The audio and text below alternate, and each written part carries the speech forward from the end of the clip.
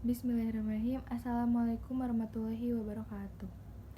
Puji serta syukur marilah kita panjatkan kepada Allah Subhanahu wa taala atas berkat dan hikmatnya sehingga kita masih diberi kesehatan.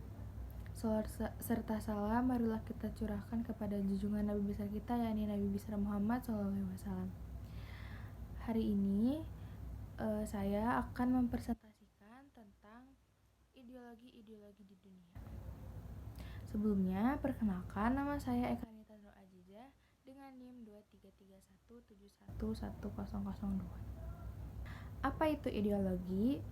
Secara etimologi, ideologi berasal dari kata idea yang artinya gagasan, dengan konsep logos yang berarti ilmu.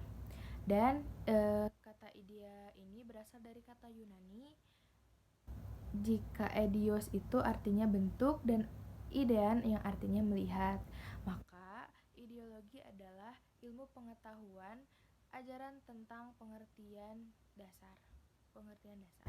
Sedangkan dalam sehari-hari, kata idea bisa diartikan dengan cita-cita, yang dimana cita-cita itu yaitu sifat yang tetap dan harus dicapai. Jadi kata ideologi berarti ilmu yang membicarakan tentang suatu gagasan atau pemikiran untuk dijadikan pedoman, dasar, landasan, prinsip, dan cita-cita dalam hidup.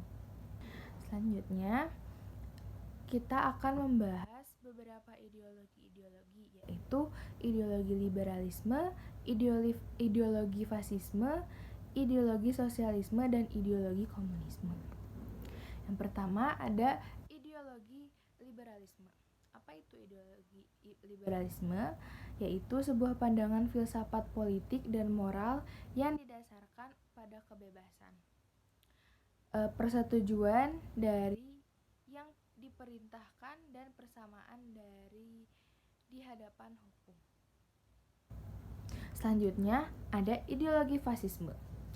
Fasisme ini adalah ideologi politik dan gerakan sayap kanan ekstrim, otoritarianisme, dan ultranasionalistik yang ditandai dengan kepemimpinan diktator, autokrasi yang terpusat, militerisme, pemberangusan paksa terhadap oposisi, kepercayaan terhadap adanya hierarki sosial, penghilangan hak-hak individu atas nama kebaikan negara dan ras, serta penyeragaman dan pengkontrolan luar biasa terhadap masyarakat dan ekonomi. Selanjutnya ada ideologi sosialisme.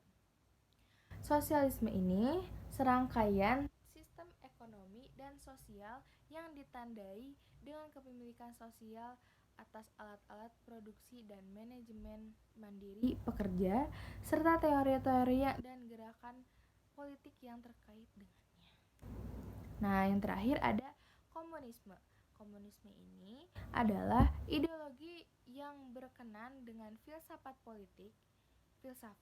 politik, sosial, dan ekonomi. Ya, tujuan utamanya adalah menciptakan masyarakat dengan aturan sosial, ekonomi berdasarkan kepemilikan bersama alat produksi dan tidak adanya kelas sosial, uang, dan negara. Nah, ada dua nilai hubungan antara ideologi dunia dan ideologi Pancasila. Yang pertama ada nilai dasar, yaitu yang kedua ada nilai instrumental. Yang pertama ada nilai dasar. Nilai dasar yaitu asas-asas yang diterima sebagai dalil yang bersifat mutlak.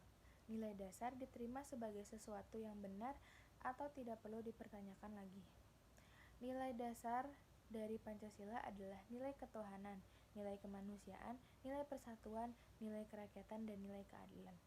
Nilai dasar ini merupakan esensi dari sila-sila Pancasila yang bersifat universal, sehingga dalam nilai tersebut terkandung cita-cita, tujuan, serta nilai-nilai yang baik dan benar. Yang selanjutnya atau yang terakhir adalah nilai instrumental Pancasila. Nilai instrumental merupakan nilai pelaksanaan umum dari nilai dasar. Umumnya berbentuk norma sosial dan norma hukum yang diwujudkan dalam peraturan dan mekanisme lembaga-lembaga negara.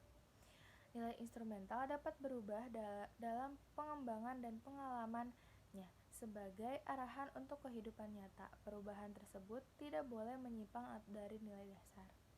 Sifat dinamis dan inovatif nilai instrumental memungkinkan Pancasila dapat senantiasa beradaptasi dan mengikuti perkembangan zaman tanpa meninggalkan prinsip dasarnya.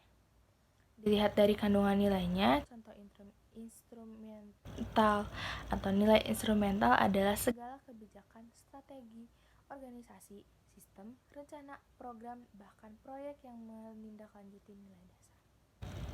Mungkin cukup sekian yang bisa saya sampaikan, kurang lebihnya mohon maaf. Wabillahi taufiq wal hidayah. Wassalamualaikum warahmatullahi wabarakatuh.